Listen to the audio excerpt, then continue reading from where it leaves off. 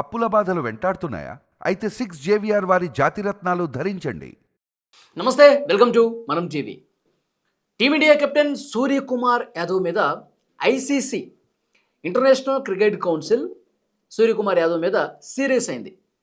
మీరు రాజకీయాలు ఎందుకు క్రికెట్లోకి తీసుకొస్తున్నారంటూ మండిపడింది. ఏం జరిగింది అసలు విషయం?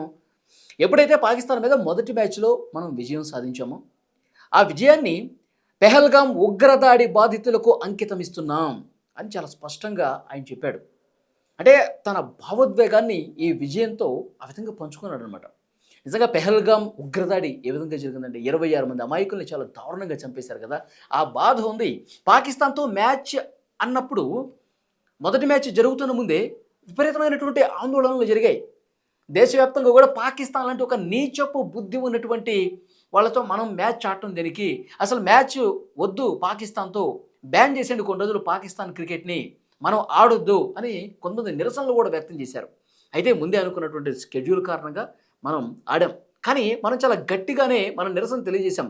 మ్యాచ్ గెలిచిన తర్వాత పాకిస్తాన్ ఆటగాళ్ళకి షేక్ హ్యాండ్ ఇవ్వకుండా ఈ మ్యాచ్ విజయాన్ని ఉగ్రదాడి బాధితులకు అంకితం ఇస్తున్నామని చెప్పి చాలా స్పష్టంగా టీమిండియా కెప్టెనే చెప్పాడనమాట. పాకిస్తాన్ క్రికెట్ బోర్డు ఏం చేసింది, ఇతను రాజకీయాలు తీసుకొస్తా ఉన్నాడు, ఈ విధంగా ఎట్లా చేస్తాడని చెప్పి ఐసీసీకి కంప్లైంట్ చేసింది. మీరు ఎందుకు రాజకీయాలు ఈ విధంగా మాట్లాడారు, వివరణ ఇవ్వండి అని చెప్పి కొంత ఘాటుగానే ఐసీసీ కూడా హెచ్చరించిన పరిస్థితి ఉంది. కానీ మనం టీమిండియా కెప్టెన్కి సపోర్ట్ చేయాల్సినటువంటి అవసరం ఉంది. సూర్యకుమార్ యాదవ్ చేసింది కరెక్టే అనిపిస్తోంది. ఎందుకంటే మైదానంలో పాకిస్తాన్ ఆటగాళ్ళ బిహేవియర్ మీరందరూ చూసే ఉంటారు. క్రికెట్ మీద అభిమానం ఉన్న ప్రతి ఒక్కరూ పాకిస్తాన్ ఇండియా మ్యాచ్లో ఆ ఆటగాళ్ళు ప్రవర్తన చూసే ఉంటారు. వెకిలి చేష్టలు, విమానాలు కూలిపోతున్నట్టు సంకేతాలు, 6 విమానాలు కూల్చేశామని ఇట్లా చూపిస్తాడు, గన్ పేలుస్తున్నట్టు సెలబ్రేషన్ చేస్తాడు ఒకడు. ఇవన్నీ చూసిన తర్వాత ఏమనిపిస్తుంది, పాకిస్తాన్ లాంటి ఒక సైకోలకి ఉగ్రవాదుల్ని పెంచి పోషించి మన దేశం మీదకి వదిలి మన దేశ అమాయక ప్రజల మీద గన్ను గురిపెట్టి మతం పేరుతో చంపేశారే, అలాంటి హింసాత్మకమైనటువంటి మనస్తత్వం పాకిస్తాన్ క్రికెటర్స్కి ఉందని అర్థం చేసుకోవాలిగా. మైదానంలో గన్ను పేలుస్తాడా, మైదానంలో బూతులు తిడతారా, మైదానంలో ఇవెందుకండి? ఆట మీద కాన్సన్ట్రేషన్ చేయాలి. ఆట ఆడేవాడు తన ఏకాగ్రత మొత్తం కూడా తన జట్టు మీద, తన దేశం మీద ఉంచి ఆడాలి.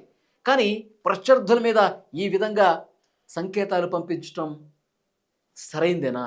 వాళ్ళకి మనం ఆటతో బదులిచ్చాం. మనం ఎక్కడ కూడా వాళ్ళు రెచ్చగొట్టినా సరే మన ఏకాగ్రత కోల్పోలా. మనం ఆట మీద దృష్టి పెట్టాం, గెలిచాం, పాకిస్తాన్ నడ్డి విరిచాం. మొత్తం వరుసగా 2 మ్యాచ్లు గెలిచేసాం. ఇప్పుడు 3వ మ్యాచ్ ఫైనల్ మ్యాచ్ జరగబోతోంది. ఫైనల్కి ఆ టీం కూడా వచ్చింది. నిన్న బంగ్లాదేశ్ మీద గెలిచి Bharat versus Pakistan final match ఆదివారం రోజు జరుగుతుంది. ఇప్పుడు ఈ ఆదివారం రోజు ఇంకెలాంటి వాళ్ళు దుర్మార్గాలకు పాల్పడతారు, మైదానంలో ఇంకా ఎలాంటి వెకిలి చేష్టలు చేస్తారు, ఎలాంటి రెచ్చగొట్టే చర్యలు చేస్తారు, ఎలాంటి ఒక ఉత్కంఠభరితమైనటువంటి పరిస్థితులు ఉంటాయనేది కూడా చూడాల్సిన అవసరం ఉంది. కానీ సూర్యకుమార్ యాదవ్కి మనందరం కూడా అండగా నిలబడాల్సిన అవసరం ఉంది. ఐసీసీ వీళ్ళ మీద కదా చర్యలు తీసుకోవాల్సింది, వీళ్ళు కదా రెచ్చగొట్టేలా చేసింది. గన్ ఫైర్ సెలబ్రేషన్స్ అసలు గతంలో ఎప్పుడైనా ఏ ఆటగాడైనా చేసిన పరిస్థితుందా? ఉత్సాహంతో ఏదో సెంచరీ చేసినప్పుడు కానీ, వికెట్ పడినప్పుడు కానీ వాళ్ళు తమదైనటువంటి స్టైల్లో ఆనందంగా పంచుకుంటుంటారు. కానీ ఈ గన్లు పేల్చడం ఇది ఎక్కడ సంస్కృతి? గన్లు పేల్చడం అంటే మీరు పెహల్గాం ఉగ్రదాడిని గుర్తు చేస్తున్నారా? మీ వాళ్ళని మేము గన్నుతో కదా చంపేశామని చెప్పి గుర్తు చేసి మనకి తగిలినటువంటి ఆ గాయం మీద ఇంకా కారం జల్లుతున్నారా? వీళ్ళ మీద కదా చర్యలు తీసుకోవాల్సింది ఐసీసీ. అసలు ఇలాంటి ఆటగాళ్ళని బ్యాన్ చేయాల్సినటువంటి అవసరం ఉంది కదా. సరే, ఇప్పుడు మన మీద రాజకీయాలు తీసుకొచ్చామని చెప్పి మమ్మల్ని అంటారు. మేము బాధతో అన్నాం, మేము కొంత భావోద్వేగం గురయ్యాం. బాధిత కుటుంబాలు ఇంకా చాలా తీవ్రమైనటువంటి వేదనలో ఉన్నాయి. ఎంతమంది సాయుధ బలగాలను కూడా మనం కోల్పోయాం, ఎంత వీర జవాన్లని ఇలాంటి దుర్మార్గపు దేశంలో ఉగ్రవాదుల్ని పోషించే ఈ దేశం వల్ల మన వాళ్ళని మనం ఎంతవరకు కోల్పోయాం.